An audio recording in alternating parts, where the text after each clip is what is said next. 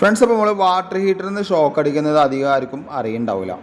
നമ്മൾ ഒരുപാട് പഴക്കം ചെന്ന വാട്ടർ ഹീറ്ററൊക്കെ ആണെങ്കിൽ ഇതേപോലെ നല്ല രീതിക്ക് ഷോക്ക് അടിക്കും കേട്ടോ. അപ്പോൾ ഈ സൈറ്റിൽ ക്ലയൻറ്റിന് ഷോക്ക് അടിച്ചു എന്ന് പറഞ്ഞിട്ട് നമ്മൾ വന്നതാണ്. നമ്മൾ വന്ന വഴിക്ക് ടെസ്റ്റർ വെച്ച് നോക്കുന്ന സമയത്ത് നല്ല രീതിക്ക് ഫേസ് വരുന്നുണ്ട്. നമ്മൾ ബാത്റൂമൊക്കെ എപ്പോഴും ഈർപ്പുള്ളതും നനവുള്ളതായതുകൊണ്ട് നമുക്ക് എന്താ വെച്ച് കഴിഞ്ഞാൽ ചെരുപ്പിട്ടാൽ തന്നെ നമുക്ക് ഷോക്ക് അടിച്ച് കഴിഞ്ഞാൽ ഒന്നില്ലെങ്കിൽ അവിടെ പിടിച്ച് നിർത്തും, അല്ലെങ്കിൽ ഇതേപോലെ തെറിച്ച് പോകും. പ്രായമുള്ള ആൾക്കാരൊക്കെ ആണെങ്കിൽ ചിലപ്പോൾ തെറിച്ച് വീണ് കഴിഞ്ഞാൽ ഭയങ്കര ഡേഞ്ചറാണ്. അപ്പോൾ നിങ്ങളുണ്ടെങ്കിൽ നിങ്ങൾ ജസ്റ്റ് ഒന്ന് എന്താ ചെയ്യേണ്ടത് വെച്ച് കഴിഞ്ഞാൽ പഴയ വാട്ടർ ഹീറ്ററൊക്കെ ആണെന്നുണ്ടെങ്കിൽ ജസ്റ്റ് ഒന്ന് ഒഴിവാക്കുക.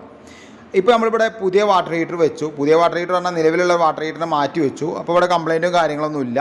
പിന്നെ ഒരു കാര്യം, നമ്മൾ ബാത്റൂം ഉപയോഗിക്കുന്ന സമയത്ത് വാട്ടർ ഹീറ്റർ ഓണാക്കി അത് ചൂടായതിനു ശേഷം കട്ട് ഓഫ് ആയതിനു ശേഷം സ്വിച്ച് ഓഫ് ആക്കിയതിനു ശേഷം മാത്രമേ കുളിക്കാൻ പാടുള്ളൂ. അപ്പോൾ ഇങ്ങനത്തെ അപകടങ്ങളും കാര്യങ്ങളൊന്നും വരില്ല കേട്ടോ. അപ്പോൾ ഈ വീഡിയോ ഒന്ന് മാക്സിമം ഷെയർ ചെയ്യാം.